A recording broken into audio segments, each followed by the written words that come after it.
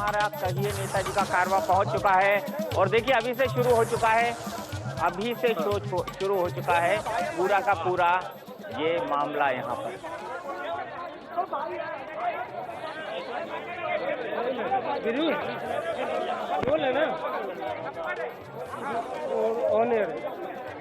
आप देख सकते हैं, मैं बता दूं यहाँ पर हम बात करेंगे नॉर्थ वेस्ट कॉन्स्टिट्यूएंसी की, जो कि दिल्ली की है और यहाँ से मीरा कांवरिया जी बीजेपी की उम्मीदवार है, कांग्रेस की तरफ से है कृष्णा तीरथ जी, उनका प्रतिनिधित्व कर रहे हैं देवेंद्र यादव जो कि बादली से विधायक हैं, और मेरे साथ इस वक्त मौजूद है कुलवंत राणा साहब जो कि बीजेपी के एमएलए हैं, लोकसभा के इंचार्ज हैं, और अनीता आर्या जी जानी मानी नेता भारतीय जनता पार्टी की, किसी भी परिचय की इनको कोई जरूरत नहीं है, और साथ में है हमारी रोहिणी की जनता थोड़ा उठ रही है, थोड़ा बैठ रही है।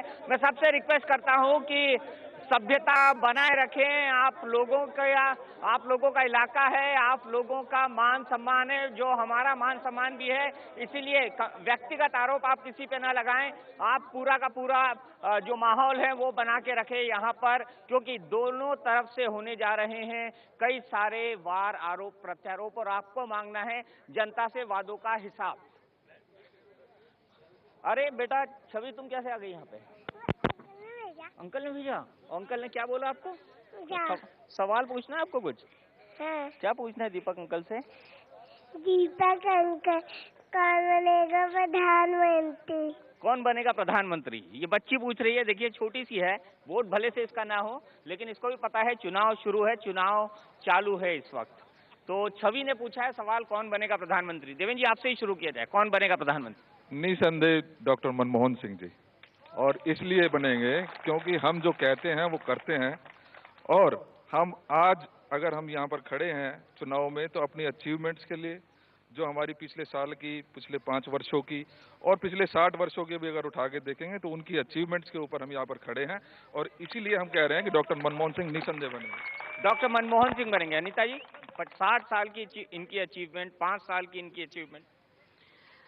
देश का प्रधानमंत्री श्री लाल कृष्ण आडवाणी जी बनेंगे, क्योंकि देश की जनता परिवर्तन चाहती है, क्योंकि पिछले 5 साल में यूपीए सरकार ने कोई भी ऐसा कार्य नहीं किया, जनता नाखुश है, चारों तरफ आतंकवाद का माहौल है, असुरक्षा का माहौल है, महंगाई बढ़ती चली जा रही है, और सारे लोग, पूरा देश त्राही त्राही कर रहा है, किसान आत्महत्याएं कर रहे हैं, इस तरह पूरे देश की जनता बेहद परेशान है। इसलिए देश की जनता ने मन बनाया है, देश की जनता परिवर्तन चाहती है, और लाल कृष्ण आडवाणी जी देश के प्रधानमंत्री बनेंगे, यह तय हो चुका है। आडवाणी प्रधानमंत्री बनेंगे, आपका नंबर तो गया साहब। देखिए अभी मैडम ने कहा कि फार्मर्स की समस्या है, मैं आपको एक ही बात कह रहा था कि हम अपनी अचीवमेंट्स के ऊपर बात करते हैं।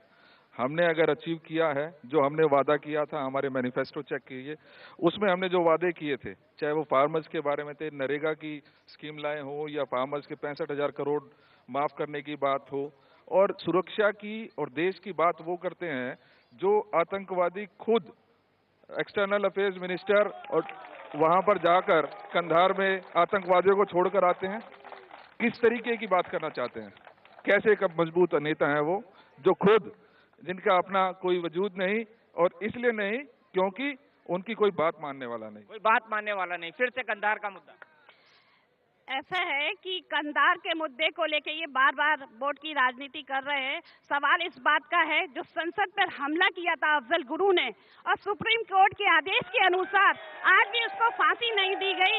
ऐसे आदमी को तो, जिसने संसद पर हमला किया, ऐसे आदमी को तो चौराहे पे खड़े होकर गोली मार देनी चाहिए और फांसी दे देनी चाहिए। उन्होंने सुप्रीम कोर्ट की कांग्रेस पार्टी ने, सोनिया गांधी जी ने, डॉक्टर मनमोहन सिंह ने अवहेलना की है, और अभी तक अफजल गुरु को फांसी नहीं दी गई, और कसाब को भी आज भी प्रधानमंत्री जैसी उनको सिक्योरिटी मुहैया कराई जा रही है, जबकि आम आदमी रोटी के लिए तरस रहा है, किसान आत्महत्याएं कर रहे हैं, व्यापारी आत्महत्याएं कर रहे हैं, और उसको बिरयानी, चिकन, मीट खाने को कसाब को दिया जा रहा है, अफजल गुरु को दिया जा रहा है, और देश की जनता और गद्दारों को यहाँ पे शरण दी जा रही है, और गद्दारों को यहाँ पे बिरयानी, चिकन खिलाए जा रहे हैं, और हमारे किसान आत्महत्याएं कर रहे हैं, हमारे गरीब लोग एक एक रोटी के लिए तरस रहे हैं। देखिए आपके ऊपर बड़ा तीखा आरोप, अफजल गुरु को फांसी नहीं दिया। चौरसिया जी, मैं फिर वही बात कह रहा हूँ कि ये वो लोग हैं जिनके राज में खुद पार्लियामेंट सेफ नहीं है, वो आम आदमी की सेफ्टी की बात करते हैं। किस प्रकार की बात करना चाहते हैं ये? अगर सही में कुछ करना चाहते हैं तो देश के बारे में सोचें, और वो जनता भली भांति सोच चुकी है, उनका मन बन चुका है, और पिछले भी 5 वर्ष उन्होंने बड़ी ईमानदारी के साथ हमने कार्य किया है। जो हमने वादे किए थे, मैं आप दोबारा यही कहना चाहता हूं कि जो वादे करते हैं कांग्रेस वो निभाती है। ये वो पार्टी नहीं है जो कहती है राम मंदिर और उसके बाद भूल जाती है कि कहाँ गया राम मंदिर। ये फिर ले आए आपके पुराने वादे राम मंदिर की तरफ, आप भूल जाते हैं राम मंदिर गद्दी पे आने के लिए। ऐसा मंदिर बनाएंगे जिस दिन ये देश की जनता पूर्ण बहुमत से भारतीय जनता पार्टी की सरकार लेके आएगी। वो दिन तो कभी आएगा ही नहीं। राम मंदिर आएगा। कब आएगा? देश जागेगा। कब आएगा? ये दिन भी आएगा। कब आएगा? तमिलनाडु में आपकी पार्टी नहीं है, तमिलनाडु में आपकी पार्टी नहीं है, केरल में आपकी पार्टी नहीं है, आंध्र प्रदेश में आपकी पार्टी नहीं है। जब तक ये तुष्टिकरण जब तक चलाएंगे, तुष्टिकरण की जब तक राजनीति करेंगे, जब तक इसकी हद होगी, वो दिन भी आएगा। और साथ में मैं बताना चाहता हूँ, जो लोग जिनकी रगों में दूसरा खून है, और वो लोग ये कहते हैं कि जो श्राइन बोर्ड की जमीन वापस लेते हैं, 80% लोगों के मुंह पर तमाचा मारते हैं। हम ये कहते हैं हिंदुस्तान के अंदर प्रत्येक धर्म के व्यक्ति को अपने धर्म की प्रति आस्था रखते हुए उसको जनाब ईश्वर का, अल्लाह का नाम लेने का अधिकार है। लेकिन ये नहीं है कि एक व्यक्ति का गला दबा करके एक व्यक्ति को अधिकार नहीं। सांप्रदायिकता इन्होंने पैदा की है, इन लोगों ने भेदभाव किए हैं। इन्होंने एक कानून क्यों नहीं बनाया देश के अंदर?